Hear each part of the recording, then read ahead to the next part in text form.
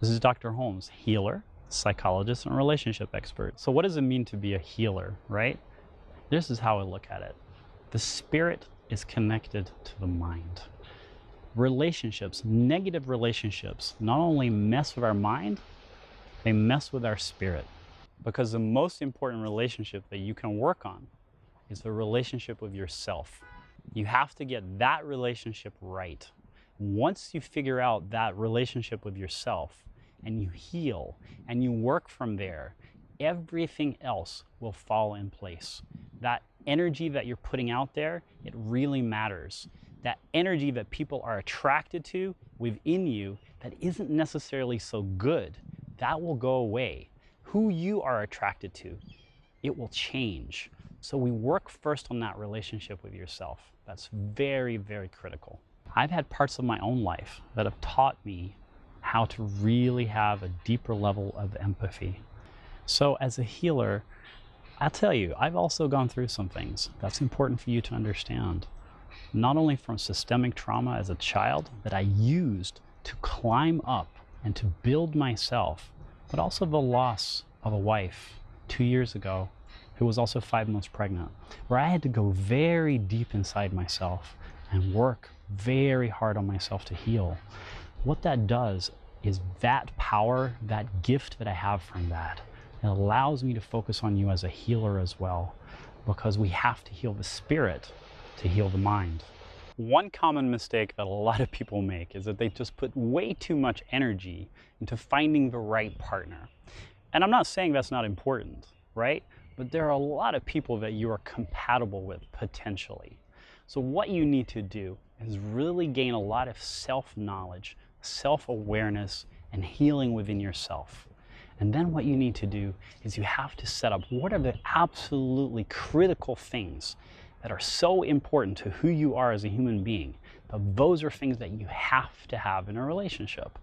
And then thirdly, really be ready to negotiate on everything else. So finding the right partner is just the beginning of relationship success, right? That is just the easy part, to be frank. The hard part starts after there, and that's what most people don't understand. I tend to say it's kind of like when people say, well, I live in a house, so I know how to build the house.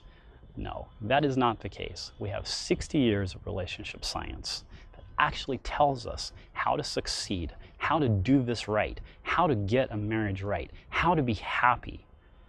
And some of it's not rocket science. It's actually not that hard, but it's also not intuitive for people. So you don't find a soulmate, okay? What you can do is create a soulmate, and that takes time. That takes compromise. That takes self-knowledge. That takes understanding who another human being is. So you have about 2 years in a relationship, when a relationship can function on that early feelings of love, of just being in love. You have about 2 years to figure out how to fight fairly, how to actually negotiate and move through life in a positive way. Most relationships actually die from a million paper cuts. It's just over and over and over. We stay heated within fights and we try to resolve them, but we don't know actually how. Now, don't get me wrong, some people stab, right? But most relationships die slowly. And sadly, love, unfortunately, declines slowly, slowly, slowly over time. And if you think about it, we all know people, couples that have been together a long time, people that have been in relationships a long time, but they're not happy. Now, do you want to be that person? I think not. That's one of the reasons why you should work with me. I'm an expert, an international expert on attachment. So there's a lot of patterns that you might recognize in yourself, a lot of patterns that humans repeat over and over and over within relationships. And most of it comes from what has happened in your early relationships in the first 2 years of life. It affects you throughout life because it biases how you look at relationships. It biases who you're attracted to. It biases who is attracted to you. But you don't have to be stuck in those models. You don't have to be. Just even understanding how they function is halfway towards healing. Knowledge is power.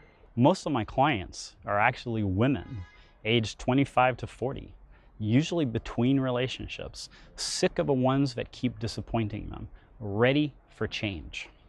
I think of my clients as soul clients, right? I'm an educator. That's very important.